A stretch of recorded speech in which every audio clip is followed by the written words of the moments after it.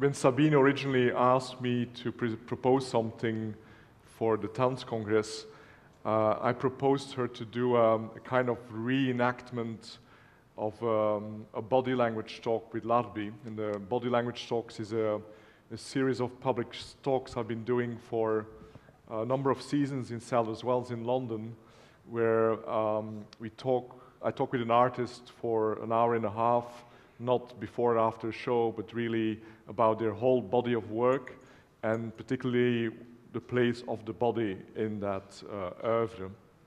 And I'm also very generous that the Tanzkongress has given us the space of an hour and a half to do that, because I think it's a very full program, but there's something about a conversation that needs also length for it to develop. So this was the original proposal, and then Sabina asked me whether we could frame this in the series of talks between dramaturgs and choreographers, like we had already one with William Forsythe and his dramaturgs, and also yesterday with Susan Manning. And I decided to try to interweave, since that's the kind of one of the big theme words of the conference, to interweave these both things. So to stay with the original concept, we will talk about the place of the body in Larbi's work, and especially this notion of the limits of interweaving of cultures, or working with different bodies than the usual dance bodies.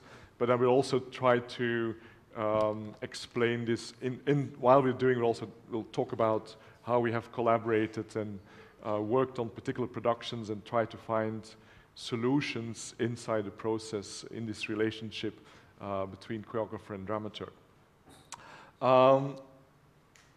We'll use 3 productions specifically, and we'll also show larger fragments of these productions in between, for us to give us a break, but also for you to have a little bit of context of what we're discussing. And I would like to start, Larbi, with in the Skype conversation we had last Sunday preparing this.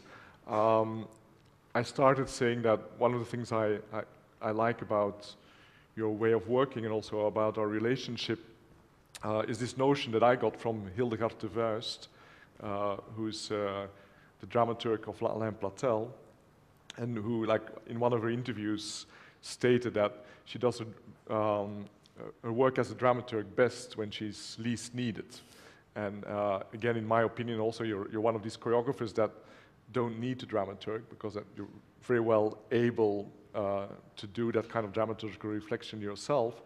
And out of that, my proposal, we developed this notion because you have been working a huge range of productions, as Pirko was mentioning, with your own company, Eastman, but also often commissioned by other companies, ballet companies. And as a reply, you gave me this idea, of this notion that every production needs a different constellation of artistic collaborators, of which a dramaturg is sometimes useful or not. And I'd like you to expand on that, and maybe also give a couple of examples of the recent work. I think, for instance, the way we worked together the first time was actually as a programmer. I mean, you were a programmer in the Vooruit in Ghent, and I remember vividly having made my first piece, which was called Rien de Rien at the time, and which was very instinctive, the way I had made it. I had worked with Hildegard de Vuist on the Dramaturgy, which is another conversation we could have, but we basically, certain imagery that I was trying to find and trying to do, I had no real explanation for them. I just kind of felt them and did them, and it was very, very instinctual. Like everything was on instinct. And I remember talking to you after the show, and you being very, very poignant about why you felt this was working and that this was like this. And it really helped me, because it was a reflection on the work without any kind of, let's say, any kind of judgment that would make me feel bad about it or good about it, but actually would just give me reflection. You were like a mirror. You gave me this imagery. You were explaining, I saw this, I saw that, and then this happened, which made me think. So it was always from a personal perspective that you were speaking, which kind of was a perspective I could relate to, and I could feel, yes, he relates to the imagery from his own perspective, but it's also something I can recognize. So I felt like you were watching, me watching my work, but watching the work, and I enjoyed that the triangle in it, the triangle of the work being outside of me, being able to look at it. At that time, it was like this. It was very close on me because I felt so identified with it. I have learned with the time to, not really easily, but kind of take distance of the work and be able to say the work has its own identity. But I think talking to you at that time was really, really important, and it helped me perceive the work differently and gave me also courage to maybe adapt things, and it wasn't something where you were projecting your own desires. You were just giving feedback. And I realized that feedback is necessary, not on everything, not all the time. I mean, when you dress in the morning, you don't need every time somebody to tell you what you should or should not wear. And I think, in a way, maybe good dramaturgy is a bit similar. It's like there's moments where you let people be themselves, and there's moments where you kind of tell them, maybe for this you need a tie, or maybe for this you need a hat, or maybe for that you need different shoes. And or no shoes. But I really liked your feedback, and I think not just because it was complimentary, because it wasn't all the time. It had really there was criticism in it, but it was always with in French you would say bienveillant. It had something well-willing, well-willing for the art, not for me as an individual, but for the art of it. And so when then. You changed jobs in a way. You kind of became, like you chose to be on the other side, to be closer to the art form by being inside of the art form, and you having your own personal contact also with Akram, because you had been following Akram's work. For Akram and me, it was logical and kind of very natural and organic to ask you to help us with the story we were about to try and unfold between the two of us, which was something of an enigma for either of us. We just knew we wanted to work together. At that time, things were very, all about instinct and doing what you feel. And from the feeling comes reflection and thinking of how can you express what you feel in ways that an audience can actually comprehend and maybe relate to, maybe not. That depends on the audience and the work. But at least we felt safe in your hands as a dramaturg. We felt like you would be able to. And indeed, then when we started working, it worked out that way. At the same time, as on a parallel level, I had been working for ballet companies. I had been working with Les Ballets de l'Abbé in a certain mind frame.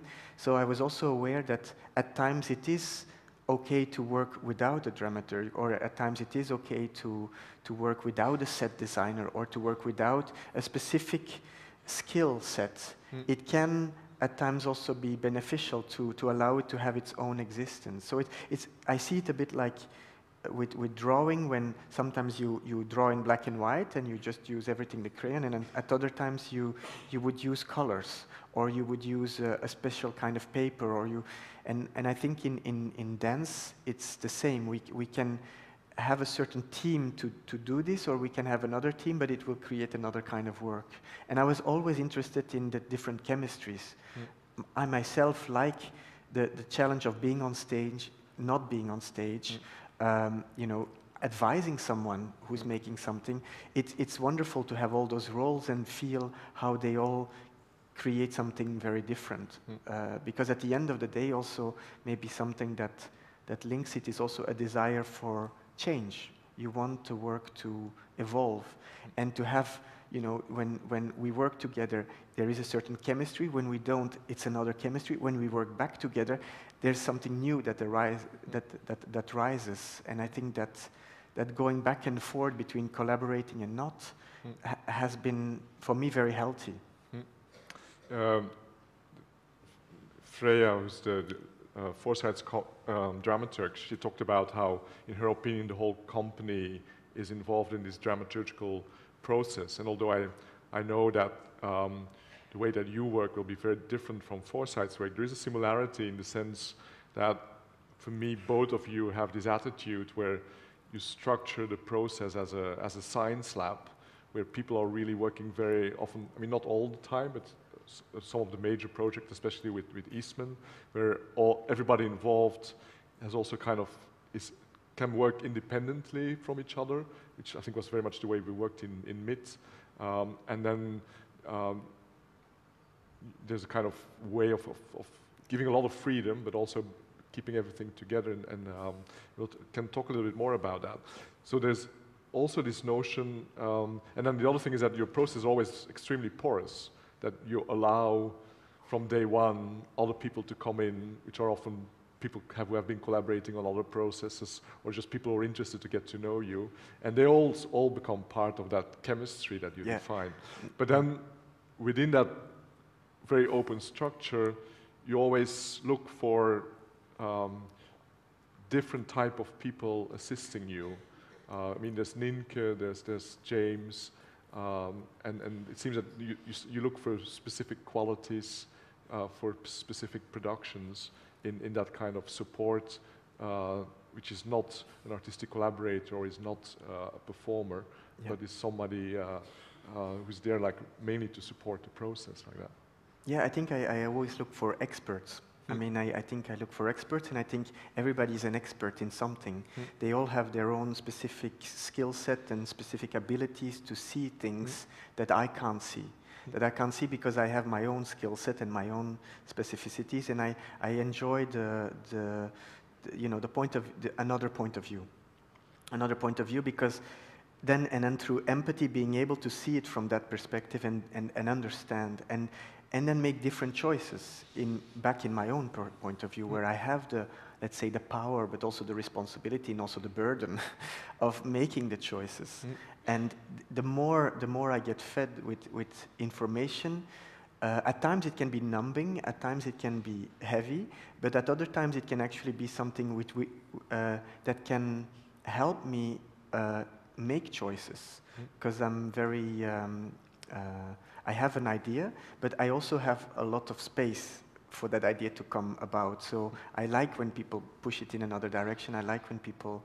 So the different kind of assistants that I've had are sometimes dancers that help me with creating the movement material, doubles, bodies that really have the same kind of chemistry as I have in terms of how to make a move, how to develop it. James O'Hara is somebody like this. A dancer that I've worked with for a very, very long time, and who very often assists me, and is kind of like a muse, a muse. So he, not amuse, but muse. He's very, he has this kind of plasticity in his body that when I tell him to do something or propose something, he makes it roll, and it goes, and it becomes very fluent. So I enjoy working with him. Specifically when I work with ballet companies, for instance, because his body is a new generation dancer. So he has this, my generation dancers, I'm 37, and there was a big division between contemporary dance and classical dance. And I think the generation that came after, the one from James, there are some of these hybrid forms that now are norms, who are as much classical dancers as they can be contemporary dancers without any kind of hierarchy in it. Because we were, in my age, it was a bit of a confrontation, like we were different and from a different culture and a different aesthetic and a different mind frame. And it was like reaching out to go to the ballet world. With James, it's natural. For him, he just ping-pongs between the two without any problem. He doesn't see a hierarchy in it. On the contrary, he sees the quality of both. And so I enjoy working with him as an assistant. So for me, he's an expert in his field because of his upbringing, because of his skill sets. And it's the same for you when we work together. It's the same for other artists I work with. I work a lot with Damien Jallet, another choreographer. We've worked together for 13 years. And from the very beginning? From the very beginning, yes. And Damien? The thing is, always, it's a side note, but there's always a beginning before the beginning. Like, we always have a longer history. Like, I've met him in 2000, and it's the beginning of my, let's say, contemporary choreographer's career that has been seen by people. But there is, of course, always before that, Yeah. and there was a time in parts, and there was a time before parts, and there's always a time before. So I'm always a bit wary about saying like he was there from the beginning. I'm like, what beginning are you talking about? Yeah, but talking about Damien, he was also the one that kind of introduced you to singing, Yes. and to which became a very part of your universes, and, Yeah. and to integrate the voice, especially through polyphonic music. Damien Jallet he studied as a director, like so he was actually at l'Insas in Brussels, which is quite a famous theater, and yeah, also for movies, and like they create artists there and actors also. And so his skill set was actually in acting but he got tired of this, which is very often the case with us artists. We get tired of our own art, and then we want to be in somebody else's or do something else. So when he was young, I think 16, 17, he got tired of the acting and wanted or it was later, sorry, it was when he was 20, he wanted to go into dancing. And so he wanted to express everything through the body, not be with text, although his strength is also text. I mean, of course, his discipline started there. He was a big fan of Pasolini, so there was a very big influence of Pasolini on him. His imagery, the archetypes, the mythology, the mythological element in it is very present with Damien. And so when I started working, I had this huge influence from Damien in my work, in my early work, because he just came with all of that. And me, I come from the pop industry. You know, when I was 17, I was dancing on TV, and I had a very, let's say, a dance career which was completely not connected to high art at all. On the other side, my high art culture was in drawing. So I was a drawer, and I was quite a good mathematician, and I was good with languages, so my skill set was actually there, but my intellectual skill set was very far from my art skill sets. And it's working with Damien and working also in the contemporary dance field, I realized these two could be connected, could actually work together. And especially, after meeting Alain Platel, also Anne Teresa, I got interested in how your intellect can feed your instinct, and not the other way around only. So I got really obsessed with that, but there was a lot of culture I didn't have. I grew up in a bit of the street, so I wasn't going to the opera, or I wasn't connected to medieval music or things that were very foreign to me. But I was so lucky to work with experts from the beginning. Now I feel I know a lot, and I know a lot because of all these people and all those encounters. And Damien, for sure, has been 13 years kind of inspiring me and bringing in elements that then I would dig in even deeper, because I'd be fascinated by, and I was wondering, why did I never got taught this when I was younger? Why didn't I know this? Why didn't nobody tell me about this? So I got a bit almost angry at the world for not providing me all this education that was out there and that nobody had spoken to me about. And people were valuing things where I'm coming from, which were far away from the things I've learned to value in the last 15 years. I became more and more hungry for value systems and for other ways of seeing things. But for sure, Damien was in that sense a motor. Yeah. One last general question before we go into one of the concrete examples about your process, and it's connected to what you're just saying, is that you produce an enormous amount of work. What people don't know or don't see is that every production has an extremely long research period, like years in advance.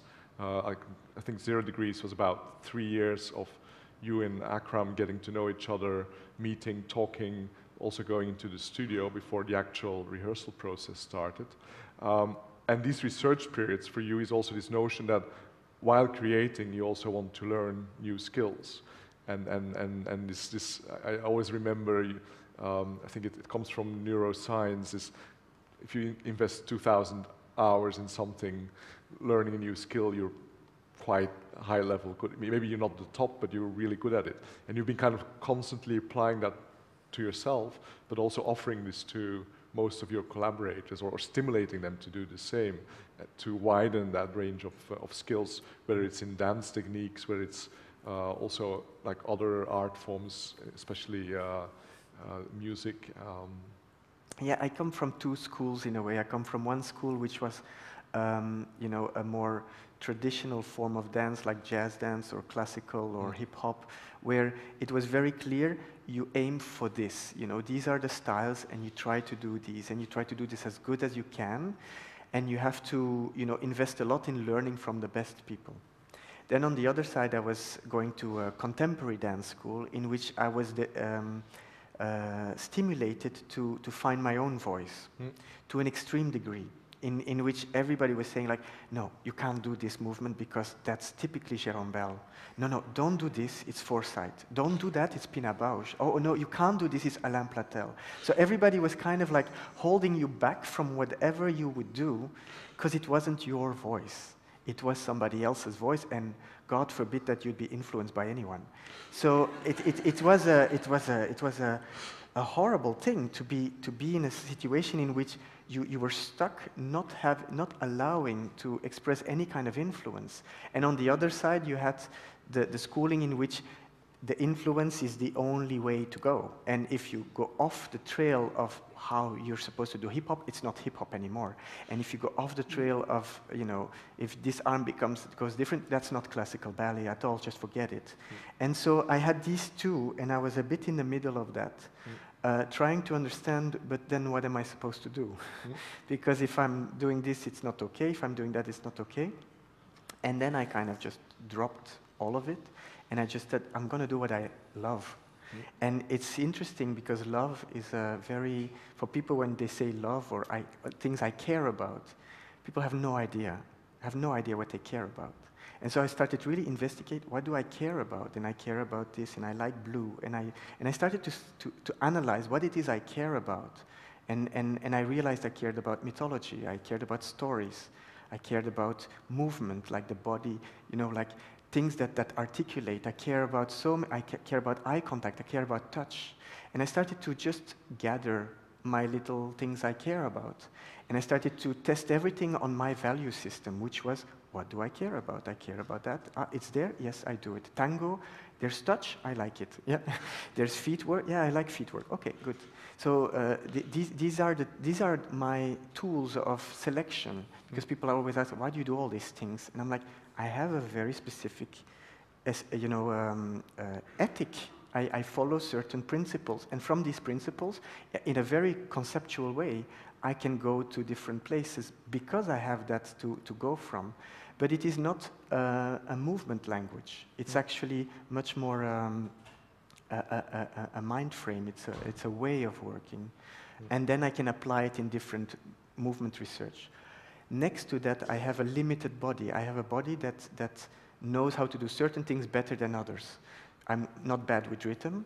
I'm good, with flow, so I can flow. But then there's other things that I'm not so good at. And so I realized my body will also be my frame. It will be a limit at a certain point for myself. I can try and reach out of the limit, but eventually there will also be a point where I just know what it is that I am.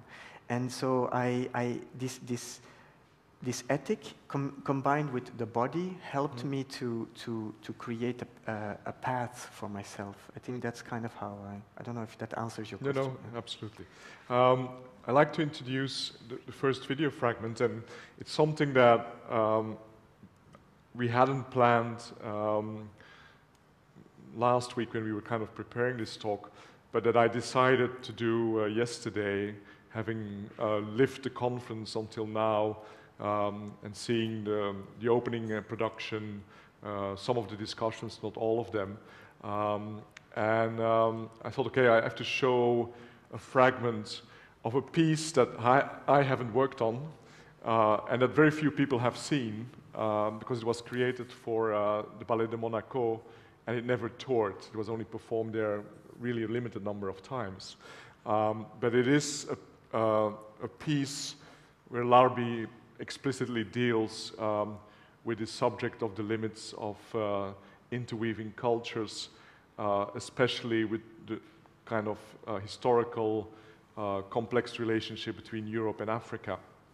And while I'm kind of trying to set up the video, and I hope I will be good at that, maybe you can talk a little bit about, because the other thing is that about changing your way of working also, you have your very clear ideas, but then you also are able to adapt it to the context as you're working in. And like in your own work, you often give a lot of freedom, or I mean, also you've gone through changes, but in the first period of your career, you worked a lot with the kind of personal skills and material of the dancers, and somehow you wanted to transpose that into a context of a ballet company where there's much more limited time to work, and also, but I'd like you to talk a little bit about this particular production, which is called Mea Culpa, and how you prepared it, processed it with the company and with the dancers. Yeah, it's a bit long though. But the first time I worked with the ballet company was in 2004 with the Ballet de Monte Carlo. And it was on a request of Jean-Christophe Maillot, who's a choreographer himself, an artistic director. And he asked me, as a contemporary choreographer, can you do something with my company, with the ballet? And I was very honored, of course. I was very, you know, like happy also to do it. I was also really scared. I might need some help here, like. Don't worry. You want me to help and talk? No. And we, so I ended up actually in a situation in which I was in a studio with ballet dancers, and they somehow were like, okay, what do you do? So what I did is continue. Okay, I'm with you guys. So what I did is I had ballet dancers who much more than contemporary dancers are in need of movement material to be given to them. They don't have the same desire of constantly, it has changed. I'm talking about, this is 2004. But at that time, the ballet dancers were really hungry for me to give the movement. So I had to choreograph. And it was wonderful for me, because it was wonderful that they were okay with me doing the moves. Because I had been working with contemporary dancers who were like, the moment I said something and I did something, you were like, yeah, but my body, and I don't feel this, and this is not really how I move. So I suddenly had ballet dancers who were like, okay, I'll do whatever it is that you want to do. And, maybe we stop it. Yeah. I'm there. Yeah. Okay.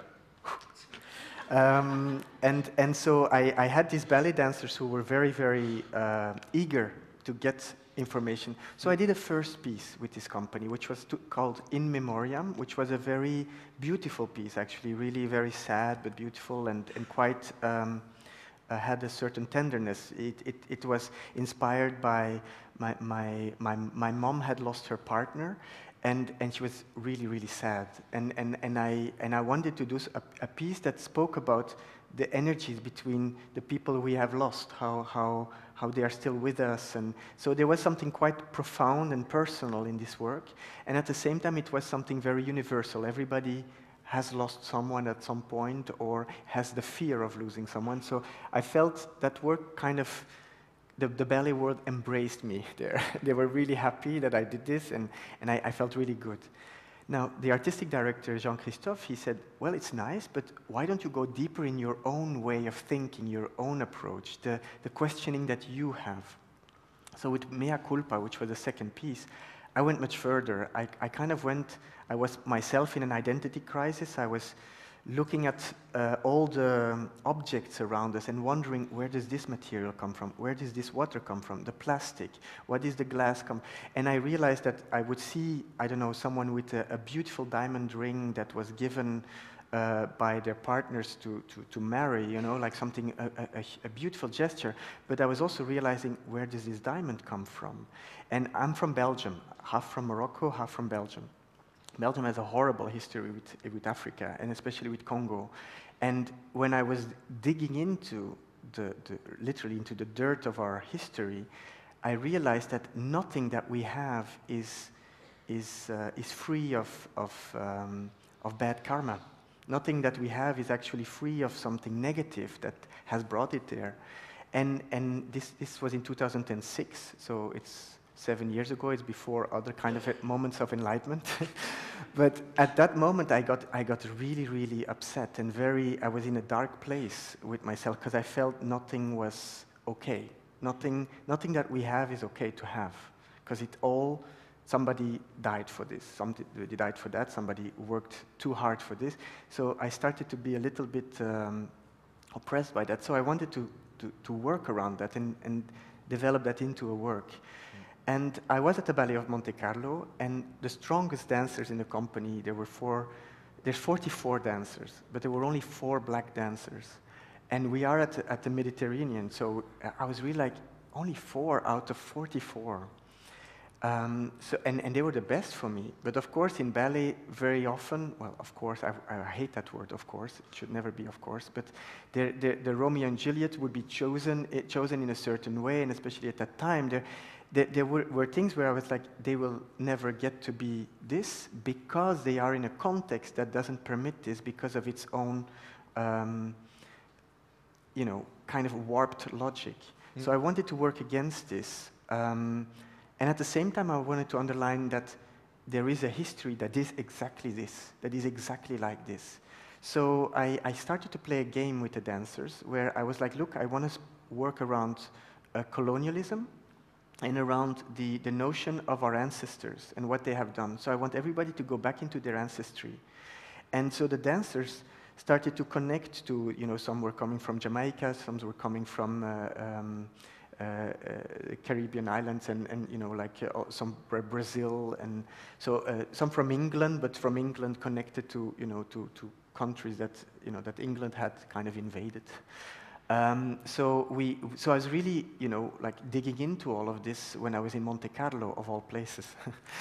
Where there's a lot of diamonds and there's lots of yachts and there's a lot of money. So I was kind of in the middle of a place where all of the stuff that people had taken through their lives and through generations and through their grandfathers and had all put there, in Monte Carlo, it was all there. So completely intuitively, I swear to God, I never intended to be shocking or do something rebellious. I just kind of picked up the energies of the space and the energies of the people. And we ended up playing that, the ones who had the darker skin were actually the servants. And then the ones with the fair skin coming from Italy, coming from Spain, they were the aristocrats and so everybody was playing a role. And I remember one girl from England was like, "You want me to be the maid?" And I said, "Yes, but it's the same as Cinderella when she has to clean." If you look at ballet, if you really analyze ballet, I mean, the role of the women, sometimes I go, it's dodgy for me. It's at times not very, when we're talking about the equality of the sexes, I don't think ballet, and especially older choreographies, stand for that, really. So when I explain that I am here in a tradition of ballet, and I'm working with ballet dancers, and I'm going to try and unravel this, I really went for that, and I said, if you're not comfortable, don't do it, and then we find another way. But this is why I'm doing it. And then when the argumentation was put on the table, she understood, and then actually she really enjoyed it, because she started to see what it is that I was trying to get at. So the work really became about trying to just reflect on a certain past that we had, that is maybe a past we like not to look at, but I think is very important to see. Not to, because blame is very easy. We can blame each other for everything for the rest of our lives, but it's also just not to make the same mistakes. I think that's actually the biggest thing. It was just to see, like, look, this happened, so let's not do this again, or do this in reverse. It was really just finding ways to disconnect from repeating certain motives. Shall we look at a fragment, and then maybe we can comment also on certain of your choices? Well, it's one fragment, so, and it's a long time ago.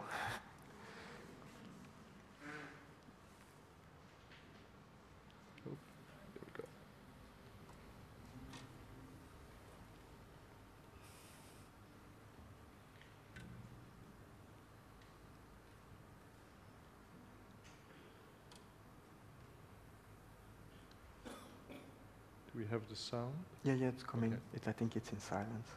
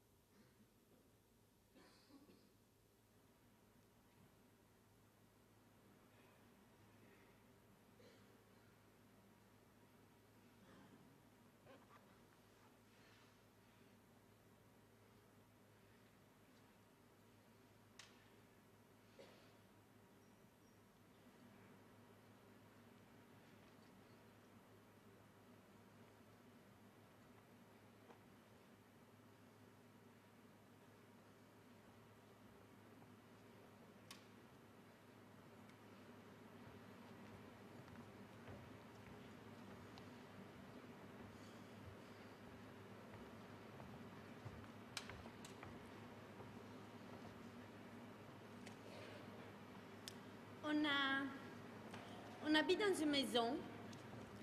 On habite dans une maison où on a fait une aile pour les travailleurs. Donc, les travailleurs dorment dans la même parcelle que nous. Parce qu'on trouvait que c'était mieux comme ça. Parce que tous les autres acheteurs de diamants ne font pas nécessairement ça, ça ne les intéresse pas. Ils se disent qu'ils n'ont qu'à s'arranger pour. Mais nous, on est quand même un peu différentes. Donc, on essaye qu'ils aient un minimum de confort. Donc, on a des chambres, on a installé une douche pour tout le monde, des toilettes, on a un médecin qui soigne tout le monde. Et c'est pour ça parce qu'on s'est rendu compte que si on n'avait pas un médecin, les gens ne savaient pas se soigner en fait. Ils n'ont pas une hygiène de vie. Et ils ne connaissent pas, ils ne savent pas comment faire nécessairement. Alors, il faut savoir qu'en habitant là-bas, il n'y a pas d'eau courante. Donc, il y a des puits. Et que c'est des jeunes gens de 14 à 16 ans qui amènent l'eau sur des bassins. Et ils font, je crois, entre 3 et 4 km pour arriver jusqu'à chez toi.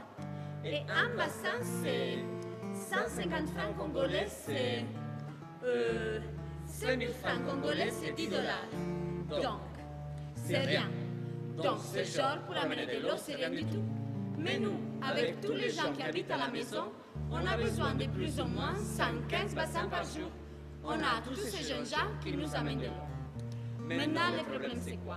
C'est que dans cette eau, ils prennent les bassins, ils boivent, ils ont la fièvre typhoïde, ils ont ceci, ils ont cela. Donc, dans cette eau, il y a tous les microbes. Parce que c'est de l'eau des sources qui est propre au départ. Mais les bassins ne sont pas nécessairement propres. Et les gens qui les transportent non plus. Donc, c'est comme ça que dans l'eau, il y a un problème d'hygiène aussi. Donc, une maladie dans l'eau. Il y a plein de choses dans l'eau de toute façon parce qu'au départ... Donc ça c'est une chose. Donc il faut savoir que tous les gens qui habitent à Chicapa n'ont pas d'eau. Et que pour se laver ils sont obligés d'aller à la rivière se laver. Donc il y a des endroits où les femmes se lavent et les hommes se lavent. Pour cuisiner, pour tout ça, c'est de l'eau qui n'est pas propre. Donc il faut avoir une idée dans l'ensemble comment ces gens survivent. Il n'y a pas d'égout, il n'y a pas de poubelle. Donc, ils jettent ça dans la rue. C'est vraiment... Il y a des sachets plastiques qui sont dans la terre déjà. Tu sais comme ça, partout c'est rempli, c'est sale.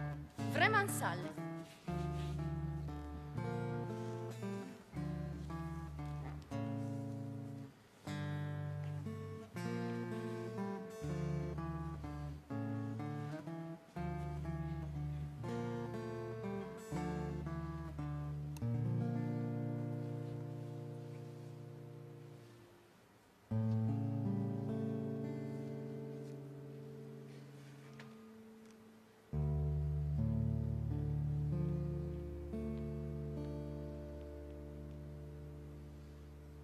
It will make a weak man mighty. It will make a mighty man fall. Will fill your heart and hands, or leave you with nothing at all. It's the eyes for the blind, the legs for the lame. Is it the love or hate and pride or shame? That's the power of the gospel. That's the power of the gospel. That's the power, the mighty, mighty power. That's the power of the gospel, yeah. That's the power. C'est très sale. Gospel on water. Thank you.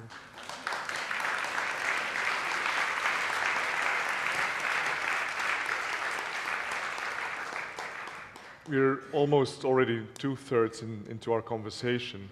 I'd like you to maybe first tell a bit about the particular sources that inspired this fragment or the elements that you've been using in this fragment. Well, I think what is nice to know is that for instance, the costumes, they were done by Karl Lagerfeld. So it's just really great. He's great. He's amazing. He's like an encyclopedia, this guy. So he's a really, really smart man. But at the same time, the set was done by Gilles Delmas, who is a French artist, very radical artist. He went to Senegal to film, people walking from one village to another. And so he came with the video footage, but also with the idea for the scenography, which is basically all rubbish. Sorry for the microphone. Rubbish. So it's all over the place. So I liked the contrast between the very, very, the Chanel clothes in the middle of the rubbish. And I remember talks with people from Monte Carlo after, because they're all wearing Chanel. So they were also really relating and a little bit uncomfortable. And they said, why the rubbish on stage? And I'm like, but the rubbish is connected to the clothes. Because if you want refinement, if you want the table to be clean, of course you're putting all the dirt together on another heap, and that's also reality. So I have this kind of homeopathic approach to life where there should be a bit of everything everywhere, because if you clean too much, you're basically putting it all on the sides, but it's not disappearing. So a lot of rubbish went to India, goes back to Africa. There's all these things that are constantly recycling, and people are dumping their things on each other, as much with emotions and with feelings and anger as with just practical rubbish that we throw away and ends up somewhere. So I felt I'd rather see it on stage than have it be shipped somewhere else. So I really wanted to confront myself to the rubbish. And so it was a lot of explaining I had to do about the work. And the story, for those who don't understand French, actually, she's explaining in which way, for the people who had to go into finding the diamonds, it's quite a tough job. It's really, really, you can't imagine. And so, but they had set up a whole structure, but they felt very good about the structure they had set up to bring a doctor to help them, because, if not, they will die. But of course, they're dying, they're working their asses off to get us what we need. So there is this kind of perverse thing of a vicious circle that is being created there, where, in order for the people who are supposedly organizing all of the things to have water, you have these crazy, cycles of little girls walking miles and miles and miles to just carry the water for those people who aren't even walking, they take a car to go from one place to the next. And so there's this kind of strange, it was full of paradoxes. And rather than judge it, because again, I also think at times it's healthy if I had to carry water every day, and this would be my purpose, I could find happiness in this. I think one can find happiness in any task, in any confinement, just by finding, okay, this is what I do, and I'm going to do this as good as I can. But to expect things from each other that is out of balance, I think that's where the danger lies. And it's so what I just did is really reflect, like when they were like, yeah, why did you tell this story? I'm like, because it was told to me. I heard this story, and I felt I had to retell it. I don't judge it. I just think, for sure, the imagery that you see of, the aristocrat standing on top of someone who's her servant, supposedly, and how he kind of carries her all the way through everything, and she feels she's carrying him. Because very often, the relationship between people is that they all think they serve the other. So actually also the masters very often, very, very often think they're serving the servant. And they really believe. And there is a part of truth in that needs to be analyzed, I think, at times. But there is this dichotomy, or how do you call it, like a duality that is constantly being managed. And it's like a self-fulfilling prophecy. Eventually, it just keeps on turning, and except if you either become the other person, the other role, or you break the cycle by doing something completely different, which would mean sharing. Very foreign concept, sharing. The idea of doing things together, not saying it's all you, but saying we did this together. We work together, and you do this, I do that, and we advance. In your aesthetic choices, your work has often been defined with this notion of eclecticism, in the way that you put different techniques, languages next to each other without kind of trying to mix them or create another language out of them. For this particular work, especially the scene we saw with the black dancers serving the other ones, you were very much inspired by an Afro-American visual artist. Yeah, whose name I forgot. I can check it if you want, because it's a long time ago. This is 7-8 years ago. Wilson? Yes, yeah. His art is incredible because he basically he put things like statues of the Renaissance, all white bodies that are standing very elegantly and powerfully and showing some sort of supposed ideal of beauty, because they're all supposed. I mean, beauty is in that sense ephemeral and depends on your tastes and your education, but they kind of create a sense that we are more beautiful than everything else. And then he used colonial art to support that art. So he put, like a statue of maybe, something that was created in back in the days when slavery, holding this, and this statue that was from the Renaissance. And I really liked his work because of that, because he was very simply he had one thing from one time, another thing from another time, and he just juxtaposes them, and then suddenly you see our history, or you see a problem that is in our society at this time and that needs to be addressed in different ways, in the best ways possible. It doesn't help to just do this. You have to find, so he found this way to speak about the gray zone and about the big topic that everybody speaks about, intercultural exchange, because exchange happens through fights, happens through making love, happens through like putting boundaries. It happens through multiple ways we can exchange with one another, and all of them create results that are out of our control. It's like making kids. You have no control over them. They will just do what they do, and I think it's a bit the same when cultures clash. They create something you have no control over, not one culture nor the other. I also choose this fragment. A little bit provocative, maybe, for the final debate that will follow after our talk here. And we've been talking about that a lot, like on a personal level, that for sure, and also in this conference, there's been a lot of good examples of art criticizing that history, or being critical about our Western comfort being built up by our political and economical dominance and exploitation of a big part of the other world. The thing that I'm personally, maybe I didn't attend all of the discussions, but what I was missing, and we both share that kind of subjective feeling, that maybe on an aesthetic level, we also kind of trying to keep our own Western modernist paradigms again on top of the hierarchy. And I mean, myself being very active as a presenter, producer, as a critic in the 90s, I thought we had fought that, and that we had accepted that these hierarchies are not longer relevant, and that high art and low art coexist, and that all these different dance techniques, all these different cultural languages can coexist.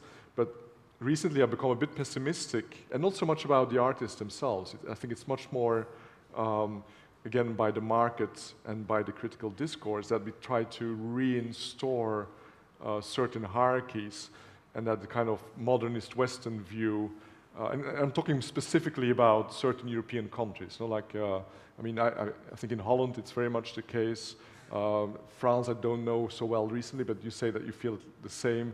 And also sometimes in certain circles in Belgium, unfortunately, this is that we kind of want to restore this value system. This is critical about, and it is about, I remember this big quote of one of the American expressionist painters, abstract expressionist painters, saying, like, it's all about taste. There's good taste, there's bad taste, and there's the best taste, implying that only abstract expressionism is the best taste. And somehow, in a lot of the discourse that I see happening now, we try to conserve also aesthetically that paradigm, and your work is then being criticized for this juxtaposition, because but this is your kind of ethical choice from the very beginning, to put all these languages next to each other in a non-hierarchical sense, and I think that was a beautiful example of it. And also when you study another language, to be in the beginning as respectful as you can. An example of that was working with the Shaolin monks for sutra, or more recently for your tango project. And then this is maybe our common proposition to the next discussion, to also address that, like our own, be a little bit more self-critical to ourselves as an arts community. Yeah, I think it's the matter of taste, I think, is definitely, and of course, as an artist, we are very sensitive to taste because we want to be loved, we want our work to be liked, and we want, so it's like, you know, it's always dangerous because you're always speaking from a perspective of, but I can give you another example, which is way more personal and probably on a much more essential level. I'm 4 years old. I'm walking with my mom, and I'm in the cathedral in Belgium, in Antwerp. And I'm really happy, and I'm happy. I'm 4 years old. I'm with my mom, and everything's good and peachy, and she's a wonderful person, my mom. So I'm just really feeling good. And I have no sense of what is beautiful and ugly. I have just a sense that the world is something to be accepted. And I'm a happy child because my mom is there, and I feel protected. My mom just chose a Rubens painting, which happens to hang there because we have all this great culture in Antwerp. And so she points out and she says, "Look how beautiful." And I look and I feel good, my mom's warm and everything's good, and I feel, yeah, it's really beautiful because my mom's beautiful and I think that's beautiful and everything's beautiful. And since today, I'm 37, I still think it's a beautiful painting. For me, Rubens is one of the highest, you know, it's my level of culture. It's like, I come from that city. I have a lot of, how do you call it? Pride in that. But then I brought the Shaolin monks. It's a good example that you talk about the Shaolin monks. When I was 7, 8, 9, I watched Bruce Lee movies. I watched a lot of things from China. I watched a lot of manga from Japan. So I have learned, but not just by exposure, but also by desire. I've been attracted. And that's another question, whether you attract or whether you are attracted to things or whether things just happen to attract each other. But I had a concept of the East, very strong concept already since I was really young. I'm from the 80s, so we were exposed with a lot of Buddhist thought in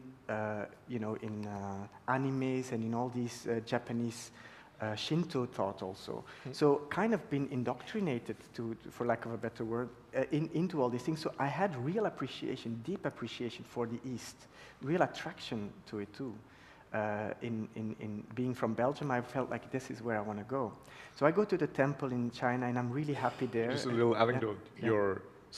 Your last name means Eastman. Yes. My Sherkawi actually translated means Eastman.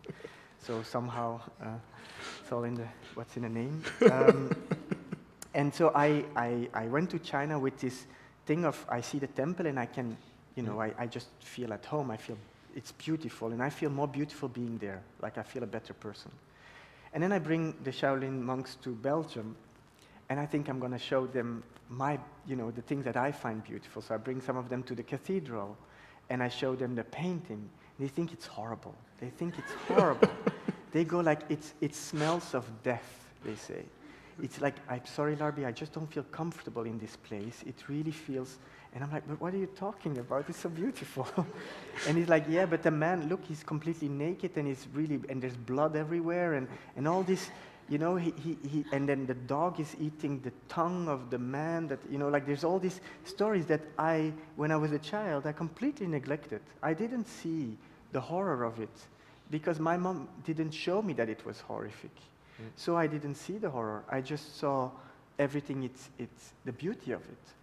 And it's, so it really confronted me at that time of that taste is really connected to your early childhood education. And that your sense of what is beautiful, because that's also, we can discuss if art needs to be beautiful. That's a great discussion, and then we need to discuss what is art then and what is beautiful. I think it's more interesting to ask what is beautiful than what is art. I think art, yeah, great. People make art all the time, and I think everything is art, by the way. I think, you know, making a beautiful glass, it's beautiful, I think. And, you know, your glasses are great, and this microphone is really, it's great technology. It's a work of art. So I think everything can be considered art if it's well made, and, you know, and even if it's bad made, it's just not so good art. But with that, what did I want to say? It was about the beauty. About taste. I think definitely I realized at that moment that my taste was just my taste, and that other people have other tastes, and for them to realize what it is like to try to taste what I like about something, like to say, like, I like dates, for instance, or I like broccoli, you know, like, to be able to taste it, one has to maybe sometimes be educated in it. I know opera, for instance, was something I really needed to be educated in, because I had no taste for it. And it really took a long time for me to be able to start comparing by familiarity, by eating a lot of it, you know, by... It's not started to disgust me, it actually started to make me feel I can dissociate it, and I can kind of like take it apart and start appreciating the fact that I can take it apart, that I can see what it means, and for myself, personal interpretation. It's also about interpretation, translation. And so, to make it long story short, I think really what matters now is translations to one another of each other's perspectives, rather than saying that your perspective is stronger than mine. I think it's more saying, like, how do you translate yours as good as possible to me, and how do I translate as best as possible mine, and how do we find moments to sit together and look at things only from your perspective or only from mine. I think as artists, and this is not to say that everything we do should be considered okay, is more to say, when the responsibility is the artist to make this, it's his art or her art. And sorry, people, but that's what we make. And people can like or dislike and say and feel you're part of some... That's the world to decide. I love this quote when you say, other people's opinion about me is none of my business. You know, what they think of me is none of my business. But it's out of respect also. It's not because you want to discharge the opinion, because I want everybody's opinion. I ask the cleaning lady all the time, do you like this? Do you think it's boring? Because I love perspective, and I love people who have a disinterested perspective on things. It's very rare to find those. You know, a dramaturg has that disinterested approach to things, where it becomes just about the work and about a feeling, while an audience member at times wants to see what he's familiar with or what she's familiar with, or wants to be surprised, and so when it's familiar it feels boring because I've seen this before. And just a comment on that, I remember when we created MIT, and unfortunately there won't be time to go into the detail of that process, but one of the main issues, both in the process and afterwards by the first professional criticism, was that there was too much information. Because what happened is that you created about 55, if I remember well, full scenes, and you were very much fighting that everything that was created was kept in, and you had like strong reasons. You were fighting with me, you were fighting with the producers, and you were eventually also fighting with the critics about that. But then, before the thing premiered, and this was a big lesson, we had like a couple of tryouts. I think one was for, in the single, one was for all the actors from STAP, like the mentally handicapped company, and the other one was for people who were like on social welfare. And they had seen and understood everything, like where it was the kind of professional audience that was kind of criticizing that there was too much information for people to take in.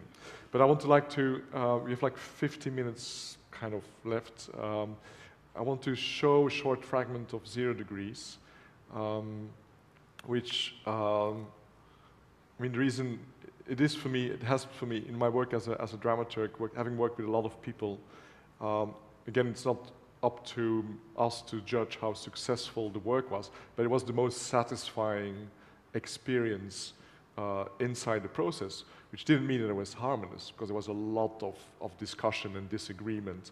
But the way that people were all the time defending their own opinion, at the same time listening to each other, and then in the end also choosing for the voice that they felt was contributing best to the work and not to the ego, that was quite exceptional.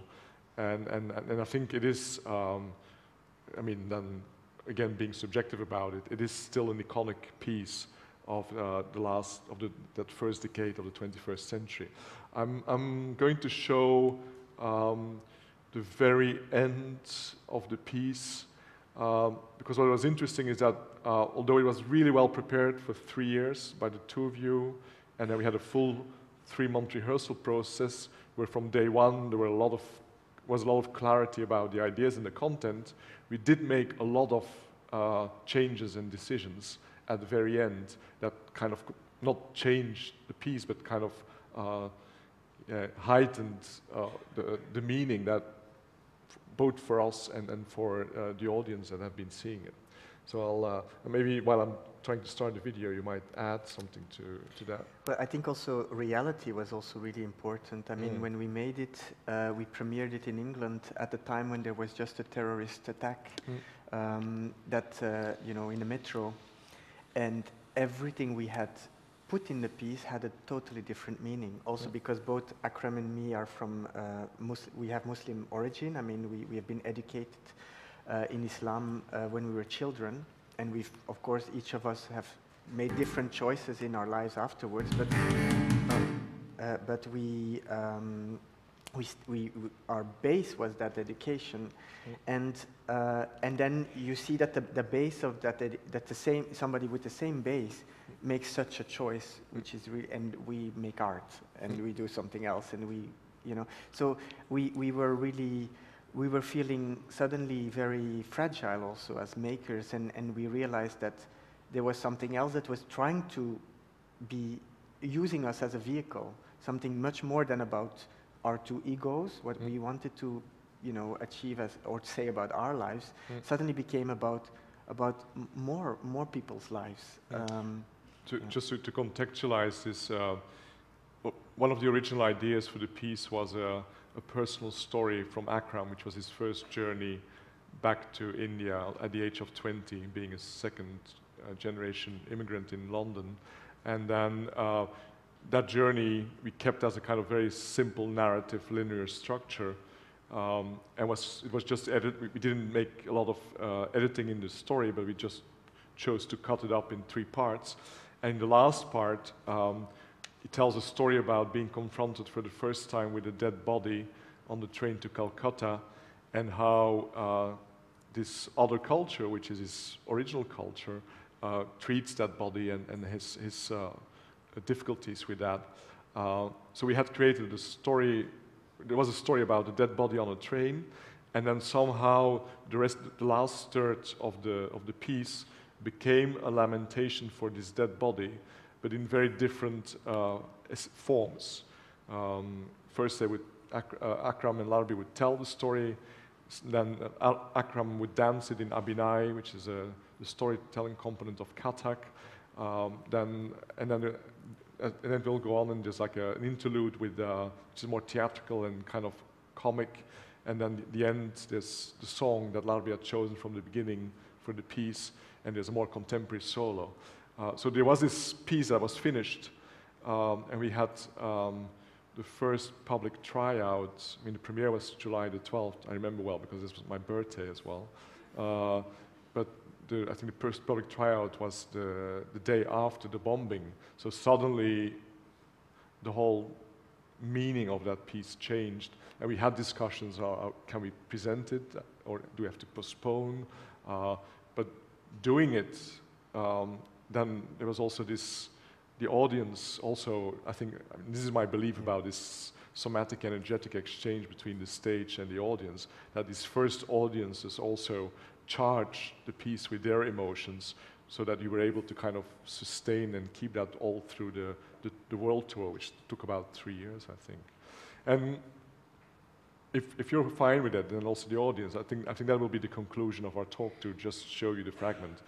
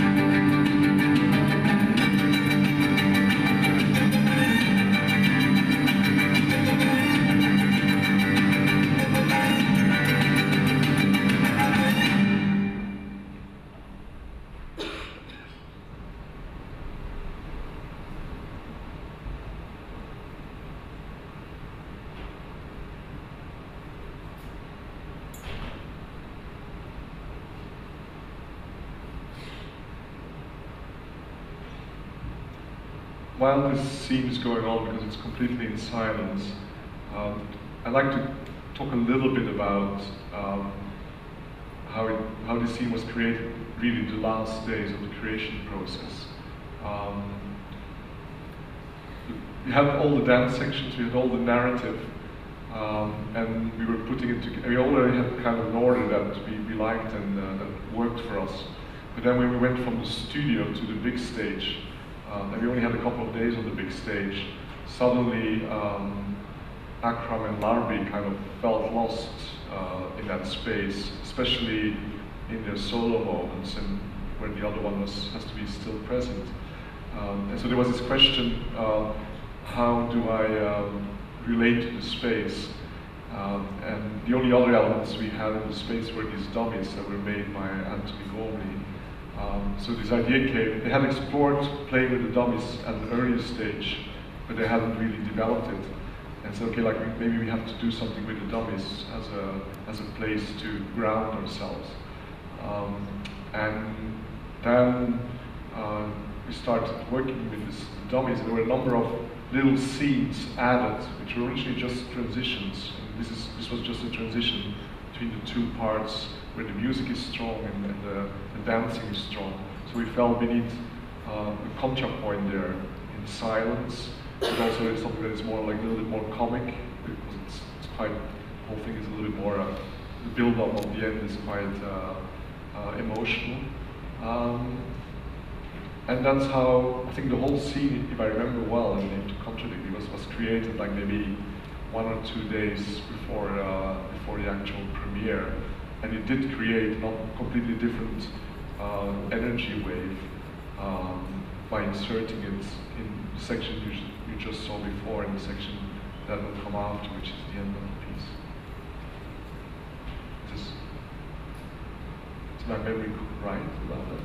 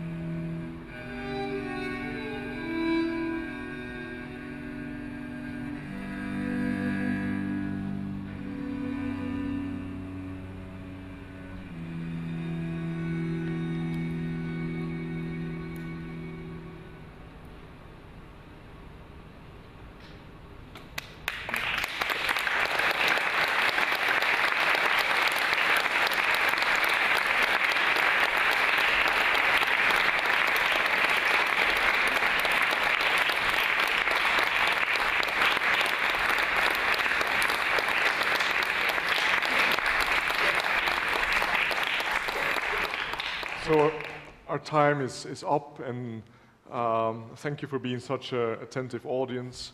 I know we didn't really address a lot about how we work, but I think at least... well, we do work.